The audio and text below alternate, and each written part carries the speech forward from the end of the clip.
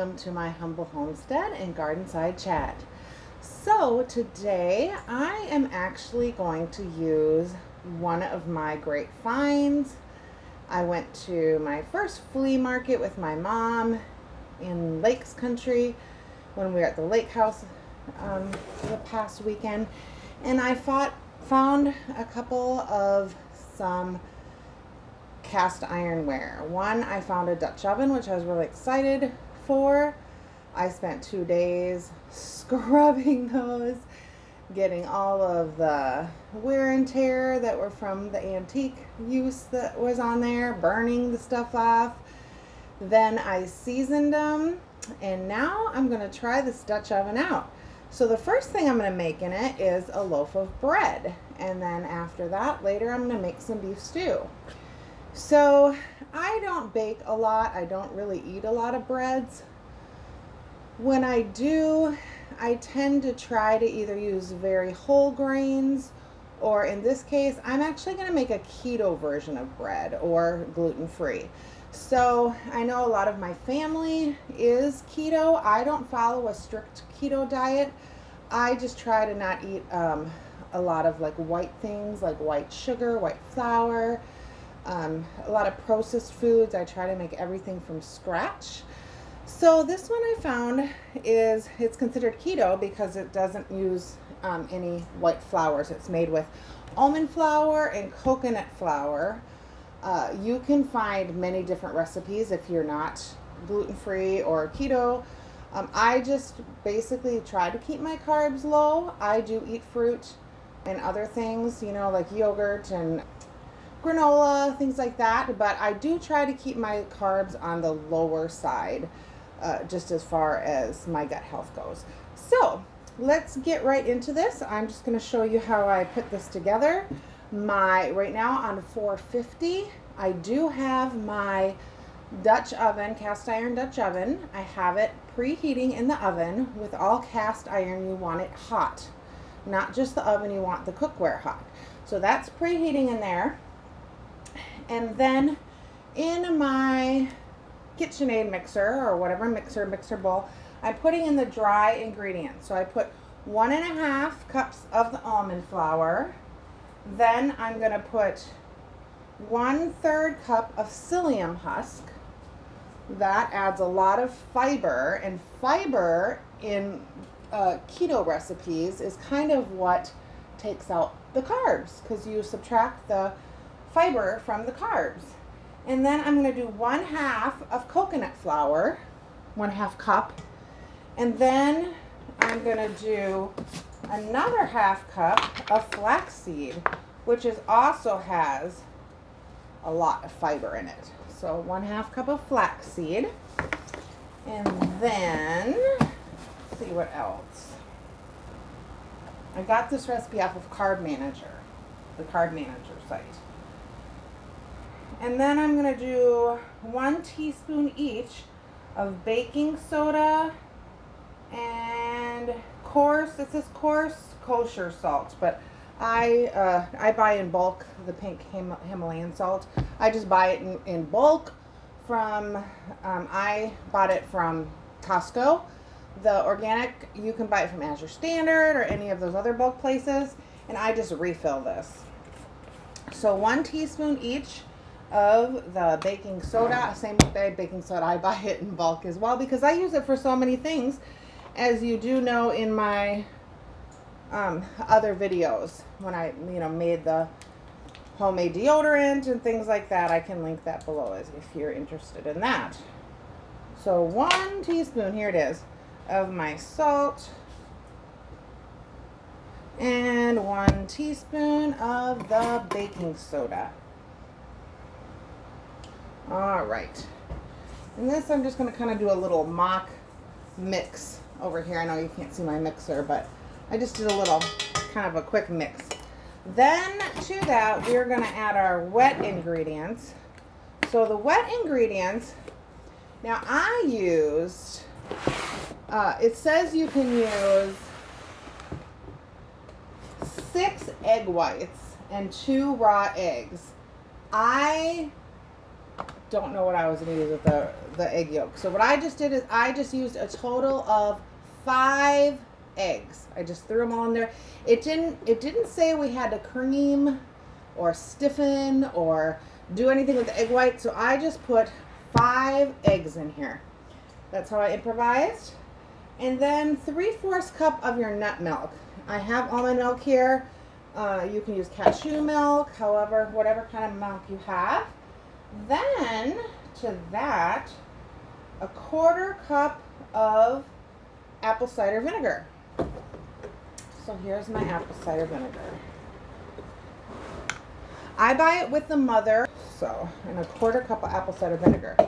Now what we're going to do is we're going to mix the wet ingredients with the dry ingredients, mix that up, and then it calls for 3/4 cup of warm water. So after I get this mixed up, I'm going to add this to my dry ingredients. Then I'm going to mix this together and then slowly pour my 3/4 cup of warm water. And then I'm going to mix that up in my KitchenAid till it forms a ball. And then I will show you what that looks like. Okay? I'll be right back. Okay, welcome back, friends. So here I have my Dutch oven here. I'm going to put a little bit of coconut oil in it, rub it up with I have a cloth that I use just for oil. And so I'm going to oil it up the sides with some coconut oil here. Then I'm going to flour my hands.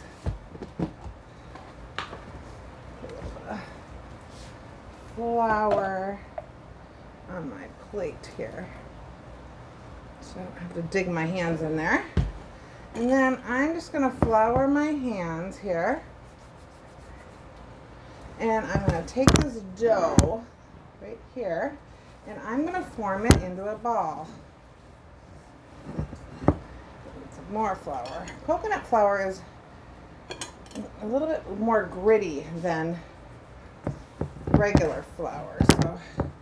So I'm going to form it into a ball here, and then I'm going to put it in the Dutch oven pan. I'm going to put it back in the oven at 450 for 15 minutes. And then I'm going to turn it down to 300 and cook it for 2 hours. The whole time I'm leaving the cover on it. So that is how I'm going to cook this bread. And it's going to be kind of like an artisan bread. So no rising or kneading needed. I'm just trying to get it kind of into a ball here because it's definitely softer than, there we go, I'll show you. It's definitely softer than a regular dough of bread. It's not hard like you need to knead it. I'm just trying to make it into a ball here. There we go. Then I'm going to put it into my Dutch oven there. A little bit more dough.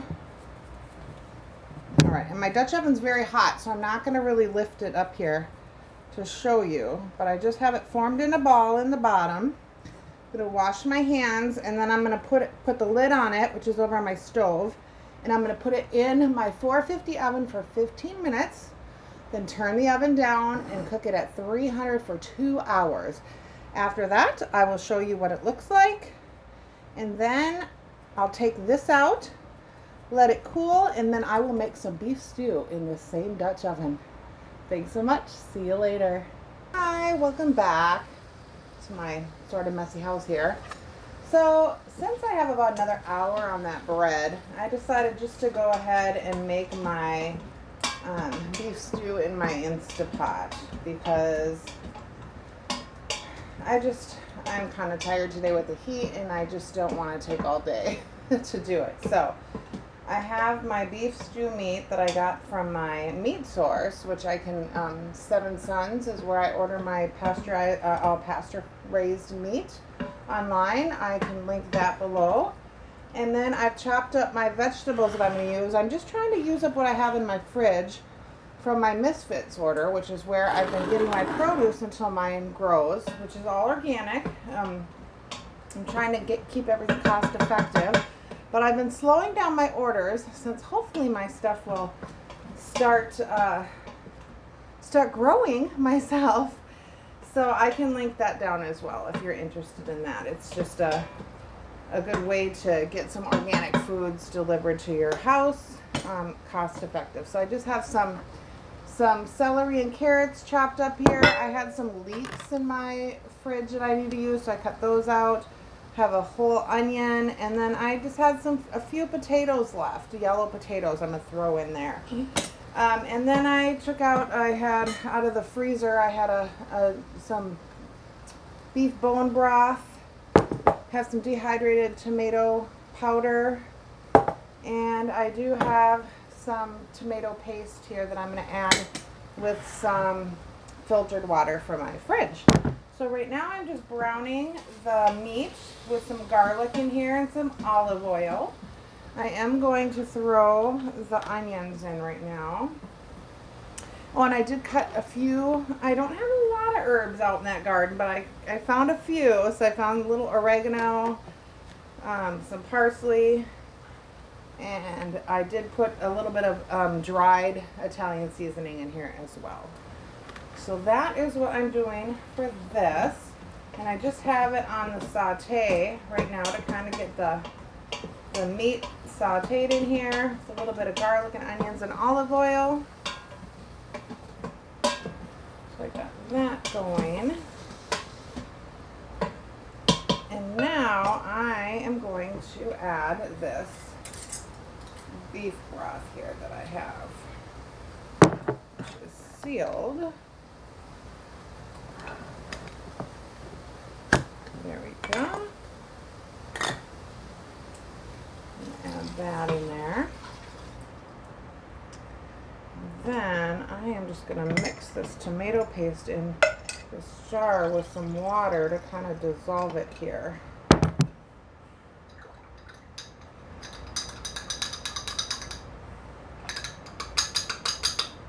Come off the spoon.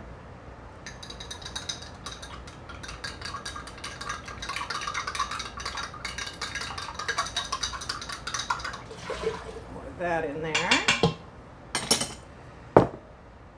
And then to that, I am going to add the rest of this water. I had about 3 cups of water in there with some tomato paste. To that, I'm going to add my celery and carrots and my leeks, and there's a couple of little straggler onions in there, and my potatoes, which I dropped one on the floor. We'll leave that. And the rest of these leeks here. So this should make a delicious stew. I'm just going to mix this around. I may even need a little bit more water. This has got a lot of veggies, which I actually like a really hearty stew.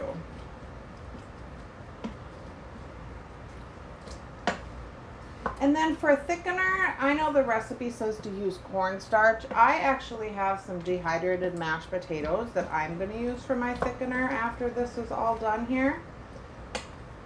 So I'm going to put just a little bit of tomato powder in there.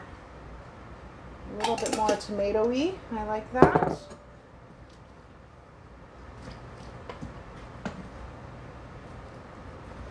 So I can show you what it looks like here.